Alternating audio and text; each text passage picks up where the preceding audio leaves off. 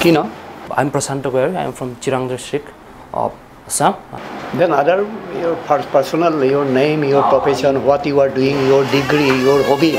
I did my graduation in mathematics from BH College, Howli, and then after that I started preparing for this examination, and then I like collecting fruit trees as a hobby. Collecting? Fruit trees, sir. Fruit tree. Yes. And I, as a hobby, I ride bicycle every day for 20 kilometers. So you are from? Chirang. Disney. So what subject you have taken? It's geography, sir. So you are from basically from BTAD area? Yes, sir. Yes, sir. Who administered BTAD? No, right now, Pramod Bro. No, under this administration is called? Council, Territorial Council. Council. Bodoland Territorial Council, but VTR. Acha. Under which schedule? 6th schedule, sir. Do you know now? Arunachal Pradesh? Is it under 6th schedule? No, sir. It's Assam, Meghalaya, Tripura, and Mizoram. 4 states is under it. Do you know about ocean current? Yes, sir. How is developed? Sir, there will be many reasons for it. Like one major. Sir, it's the trade winds. Yes.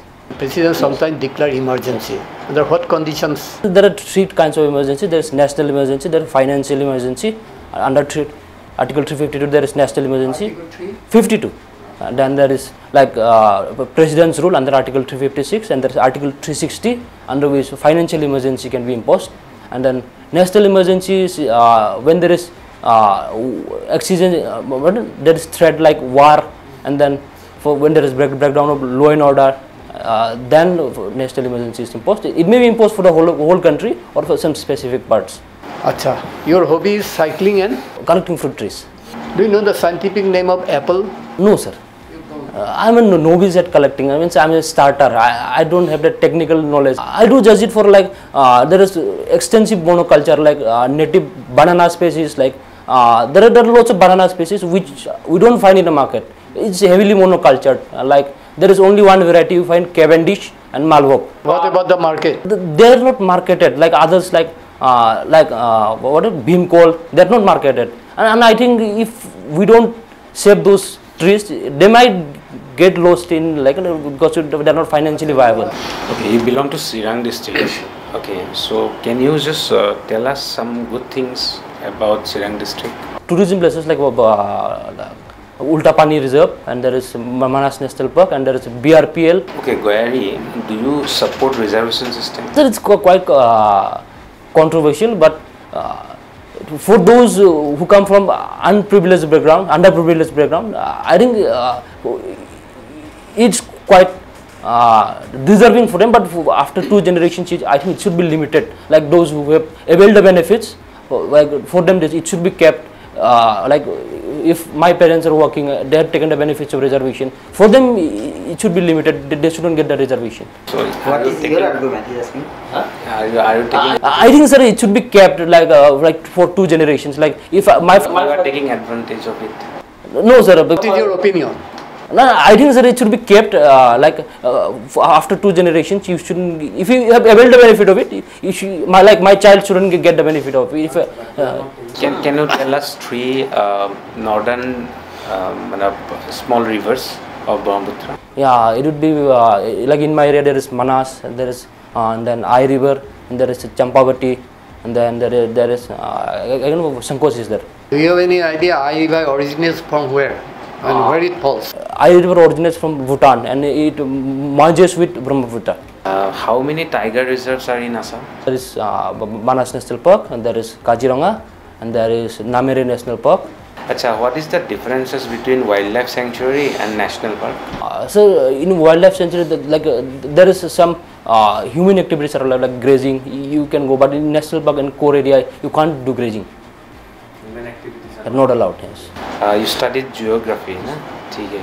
What are the geographical geographical conditions having in Northeast India? That is why we are getting too much of natural calamities such as floods or earthquakes. Yes. What is the geographical disadvantages this region has?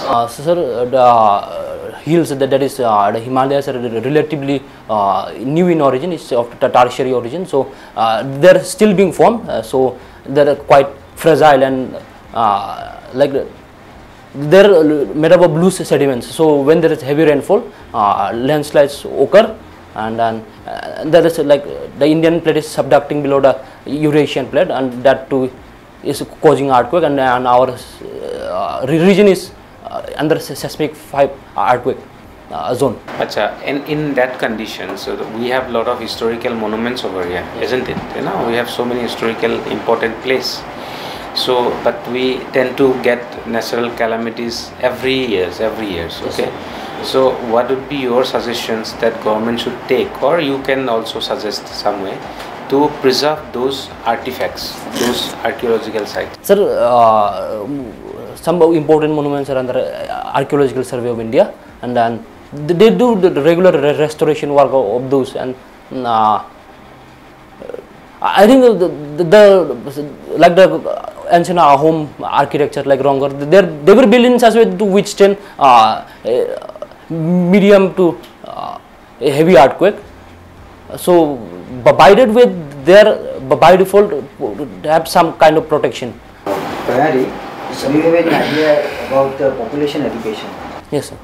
Tell me something about that population education. What is the relevance of that? Sir, like we are so passing through the phase of the demographic dividend.